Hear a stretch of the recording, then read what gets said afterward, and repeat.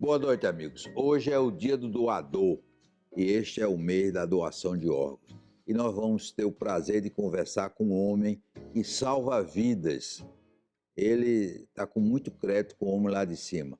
Doutor André Bezerra, que é o gerente da Central de Transplante de Pernambuco. Doutor André, o que é a Central de Transplante? Boa noite, João. Boa noite a todos. Bom, a Central de Transplantes é um órgão, na verdade, administrativo. A gente gerencia um processo. A gente está vinculado à Secretaria de Saúde e subordinado ao Sistema Nacional de Transplantes.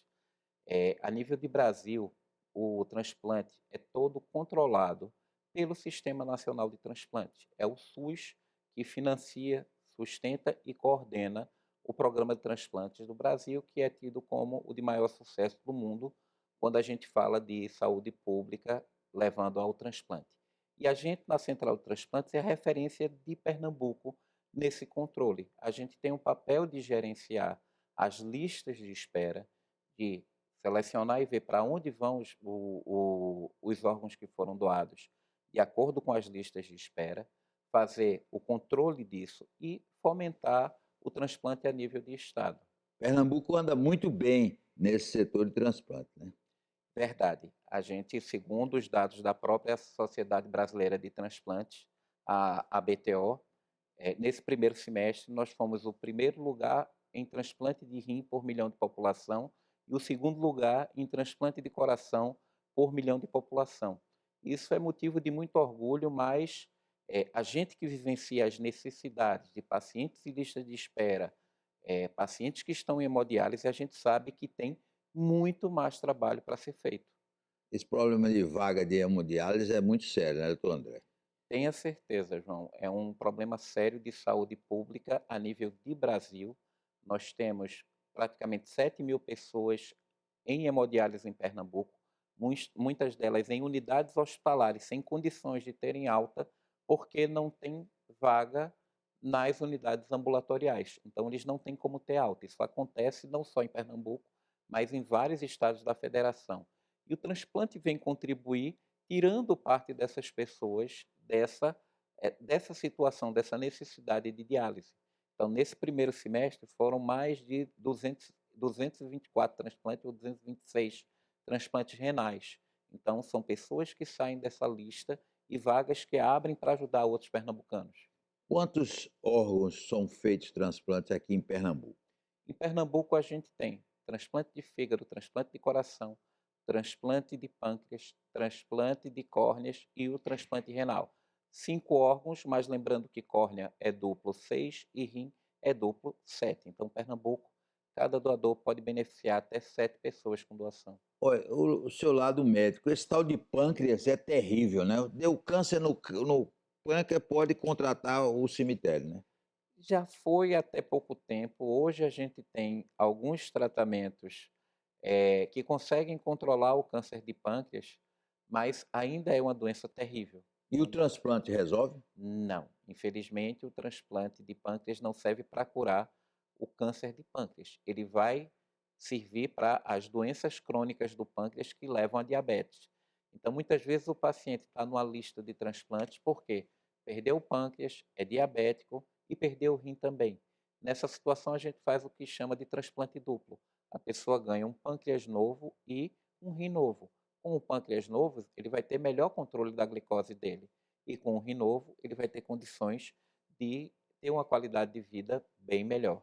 Doutor André, a rejeição no transplante é pequena, É, percentual é rejeição do órgão ou da população. do órgão. A rejeição do órgão, ela é bem controlada na grande maioria dos transplantes. Quando acontece pontualmente, pode ser realmente uma catástrofe, mas quando você fala de estatística, hoje com as medicações que a gente dispõe, tacrolimus, micofenolato, a gente consegue ter um controle adequado, bem razoável e uma qualidade de vida praticamente normal daqueles transplantados. E o SUS fornece esses medicamentos? Isso é responsabilidade do SUS. O fornecimento dos imunossupressores é de responsabilidade do SUS. Na verdade, é de responsabilidade, a maioria deles, do governo federal. Às vezes acontecem notícias de desabastecimento por questão de logística, mas a gente consegue dar conta com redistribuição. Às vezes o repasse das medicações atrasa um pouco, mas a ideia é ter um estoque regulador no Estado para que a gente consiga evitar essas situações. Doutor André, vamos tirar uma dúvida. Tem essa história de doação. Diz que a pessoa pode deixar um documento, eu quero doar meus órgãos, ou é a família que tem de decidir depois que a pessoa desaparece? João, a família é quem decide se você Não é a vai. pessoa, não. Quer dizer, eu não posso Não, dizer eu sou doador, eu não posso, não. só em vida, aquelas situações em que acontece doação intervivo, transplante de rim para parente, transplante de parte de fígado para parente. Mas quando a gente fala de deixar para quando eu for falecer querer ser doador, tem que dizer à família, porque pela legislação brasileira, o modelo de doação ele é consentido. A família é que vai dizer se você vai ser doador ou não. Mas o que a gente reforça é de que quando a pessoa em vida tem essa conversa séria com a sua família, normalmente a família trabalha para que aconteça a doação para atender essa última vontade sua. A idade da pessoa doar varia de órgão para órgão, né? Exatamente. A gente tem, por exemplo, doação intervive medula até 35 anos de idade, doação de coração até 45 anos de idade. Mas, em linhas gerais, quando a gente fala de fígado, rim, até 75 anos de idade, córneas também pode ser doador. Existem situações em que a gente já captou e pode captar com pessoas com mais idade do que isso, mas depende muito de uma condição orgânica favorável. Mas normalmente o limite é até os 75 anos de idade. E qual é o tempo médio, doutor André, da retirada do órgão da pessoa que faleceu para ser implantado no vivo? Bom, isso é feito da forma mais rápida possível. Existem órgãos que aguentam muito pouco tempo, o que acaba até limitando o seu volume de transplantes. Por exemplo, coração. Eu não consigo ir buscar um coração, digamos, no Amazonas para implantar aqui, porque estoura muito tempo que eles consideram de 2 horas e meia a 3 horas para estar de sair do doador para ser implantado no receptor. Mas, em compensação, o rim eu tenho mais de 24 horas. Tem máquinas, inclusive, que fazem esses rins ficarem funcionando fora do organismo e eu posso transplantar com 2, 3 dias. Então, é variável realmente de órgão para órgão esse tempo. A Polícia Rodoviária Federal ajuda muito o senhor, né, de vez em quando. A gente tem a ajuda de todas as corporações. A SDS, inclusive o próprio pessoal do IML, dá um grande apoio à causa do transplante. O pessoal do Grupo Tático Aéreo dá um grande apoio.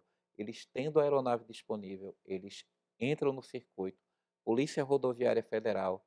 É, A é, aeronáutica, né? é impressionante quando a gente aciona como eles gostam de se mobilizar. É uma causa diferente, é aquela de que é para salvar várias vidas e todos colaboram da melhor maneira possível. Mas a gente está partindo para oficializar essas pactuações.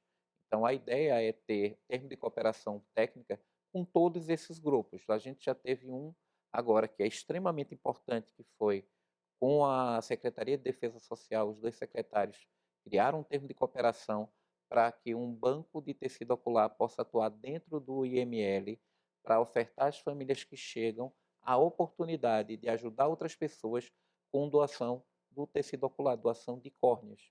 Foi assim que estados como o Ceará zeraram sua lista de transplantes É o e sonho do senhor, é né, meu, zerar aqui. meu Já sonho. zerou 2 vezes. A gente já teve esse status córnea zero até o início da pandemia. A pandemia fez com que nosso tempo de espera passasse para 1 ano e meio e a gente ainda não conseguiu diminuir esse tempo. Hoje é 1 ano e meio. Hoje é 1 ano e meio, pessoas que têm uma qualidade de vida extremamente comprometida. Lógico que quando a gente fala de visão, é algo que compromete, não vai pôr a pessoa em risco, mas compromete muito a qualidade de vida, a independência, o que a pessoa pode fazer no dia a dia. E a pessoa em Pernambuco está aguardando esse tempo para poder ter a chance de voltar a enxergar com qualidade. Mas o senhor estava me dizendo ali que o ML do Ceará é uma beleza, é beira-mar, né? É outro padrão, é o sonho de todo mundo, todo legista é trabalhar no IML do Ceará. É a beira-mar, uma estrutura horizontal, parece um hotel. E no ano passado a gente parte da equipe da central foi para o Ceará para entender o que eles fizeram para conseguir zerar a fila de transplante de córnea lá e ser a referência nacional hoje no quando a gente fala de doação e transplante de córnea. E de saída eles já estão com a vantagem, porque só a localização do IML deles já realmente dá outro estímulo para quem trabalha lá. E qual é o tempo da retirada da córnea do morto para colocar no vivo? Qual é o tempo?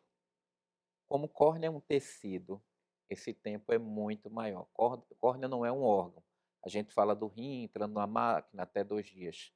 Córnea, para eu fazer a captação, hoje a gente tem, se esse doador está refrigerado, e a maioria dos necrotérios tem um refrigerador, a gente tem 12 horas para fazer essa captação. Mas para ela ser colocada em outro paciente, até 14 dias. Ah, Então é. tem um tempo, é um procedimento, entre aspas, em termos de logística para que aconteça o transplante, muito tranquilo.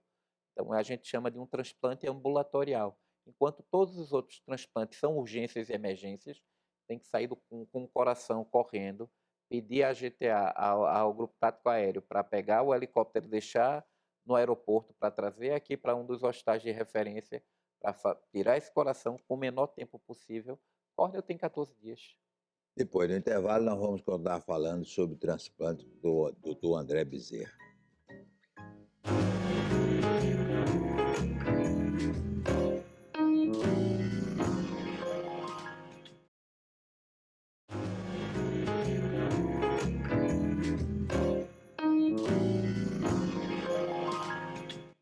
Doutor Bezerra, em resumo, o senhor e o pessoal da Central de Transplante vivem no estresse permanente, né? Verdade.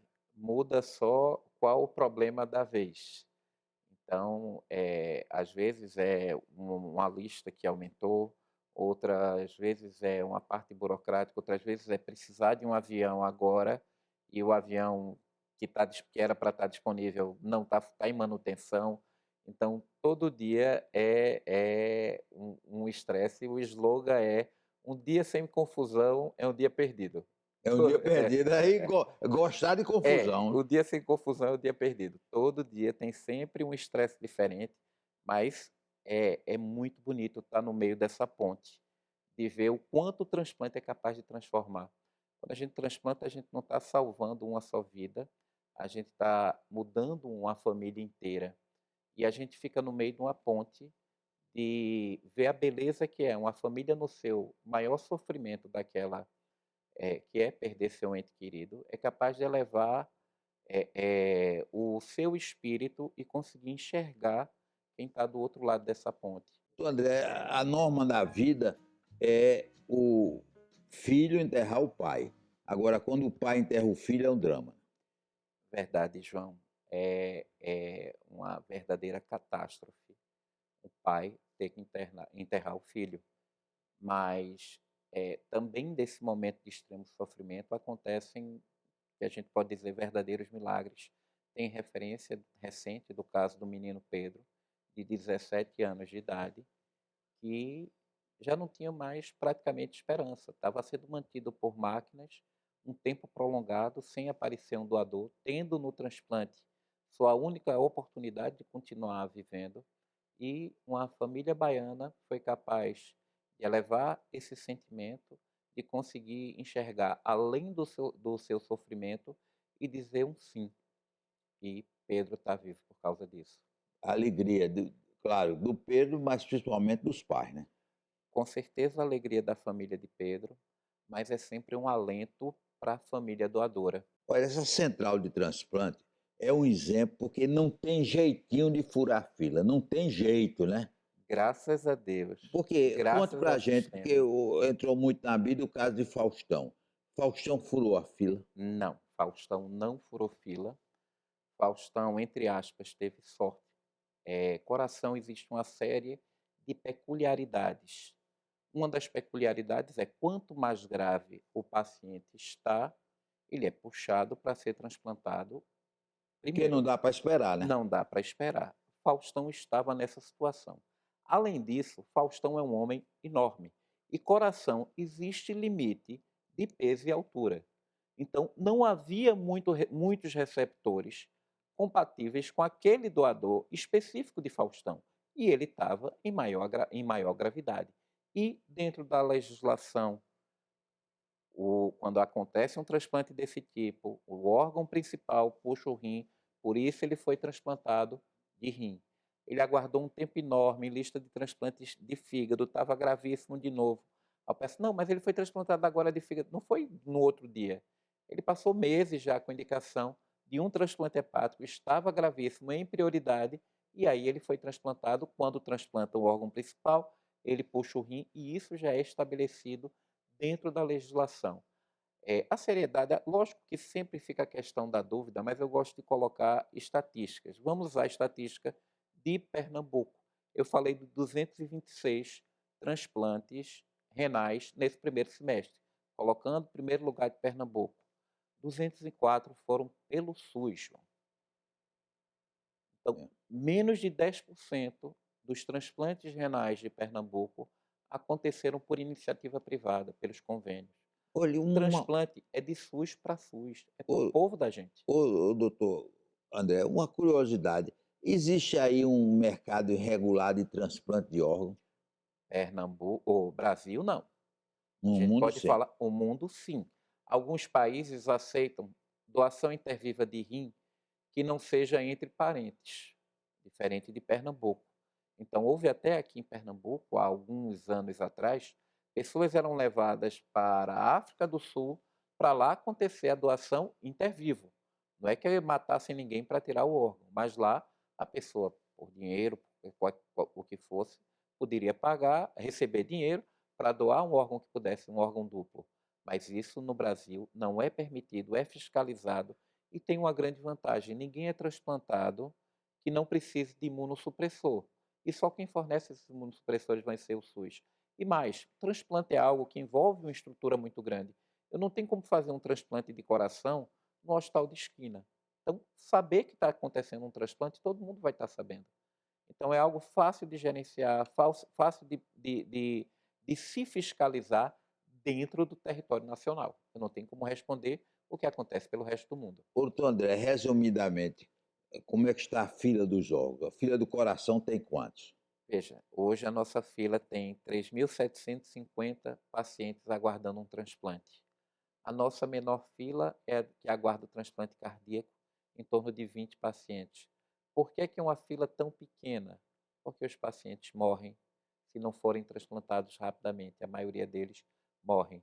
Transplante de fígado, em torno de 130 pacientes lá aguardam um transplante hepático. E de repente eu tenho a fila de 1.500 aguardando um transplante de córnea e 1.900, quase 2.000 pacientes aguardando um transplante renal. Transplante de córnea, a fila é grande porque as pessoas não morrem. É uma qualidade de vida muito ruim, você não enxergar, mas você não vai falecer. E o transplante renal, eu tenho a terapia renal substitutiva, eu tenho a hemodiálise, que consegue manter esse paciente por um período muito prolongado. Apesar do transplante dar uma qualidade de vida muito melhor para esse paciente, ele pelo menos tem a possibilidade de fazer a diálise. Já eu não tenho substituição por transplante de fígado para quem aguarda um fígado e muito menos para quem aguarda um coração. Nós temos o caso aí conhecido, o senhor falou do Faustão, que fez 2 transplantes. Quantos órgãos a pessoa pode aceitar ser transplantado? João, não tem assim, um limite para isso. O que acontece é que cada retransplante é uma agressão. Um transplante já é algo, uma cirurgia de grande porte. Quando a gente fala de 2 transplantes, 3 transplantes, isso é uma agressão muito grande ao organismo. É surpreendente Faustão estar vivo, porque realmente foi uma sequência de transplantes, transplantes que exigem muito de um organismo, então realmente é fora da curva desse padrão. Qual foi o transplantado mais jovem e o mais velho que o senhor acompanhou? De múltiplo de transplante de fígado foi, eu acho que uma criança de 3 anos de idade, que eu acompanhei, que foi transplantada por Dr. Cláudio Lacerda, um transplante de fígado. E mais idoso, a gente tem recentemente, pelo menos, um paciente de 70 anos de idade, também transplantado de fígado pelo pessoal, por César Lira, que é outro transplantador de fígado. Mas, com certeza, eu tenho, para menos e para mais, outros pacientes que foram transplantados. E o senhor acompanhou esse menino de 3 anos, como é que está hoje? Uma moça, É uma moça? é uma moça, eu vi encontrar, não reconheci, quando foi convidado para ela dar uma palestra de incentivo à doação, eu não reconheci. Eu conheci as fotos dela pequenininha, ela bebezinha, mas não reconheci, porque já tem eu estou há 30 anos na central de transplantes. Então, realmente, as coisas passam, as pessoas que eram bebezinhas, hoje em dia são moças, são rapazes. Mas sempre quando o senhor tem a oportunidade de encontrar um desses transplantados, sente a alegria de uma nova vida, né? É uma Nasceu de alegria, novo. E é eles uma comemoram alegria 2 aniversários, imensa. né? Com certeza, com certeza. A pessoa passa a ter 2 aniversários. Uma que era do seu nascimento e outra do seu transplante, que é um renascimento. E o índice de falecimento nesses transplantes é pequeno, né? Na cirurgia, porque o senhor disse que é uma cirurgia complexa, né?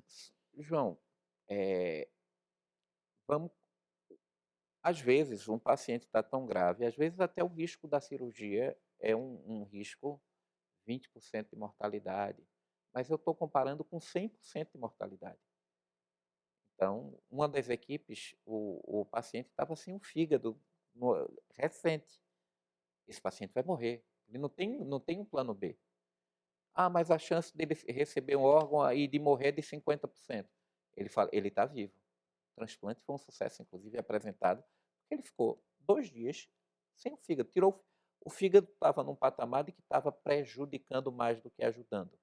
Então, o que eu posso dizer é que os resultados são muito melhores do que se não transplanta. Nós queremos agradecer, nós realmente tivemos, eu diria, um programa de muita emoção e mostrando como é a importância do transplante. Então, serve também como um alerta, ele falou aqui, às famílias, não adianta, porque o corpo vai ser comido pelos bichos ou vai ser queimado lá. Então, a pessoa doando vai dar vida a outra pessoa e isso não tem preço. Forte abraço e até o próximo sábado, se Deus quiser.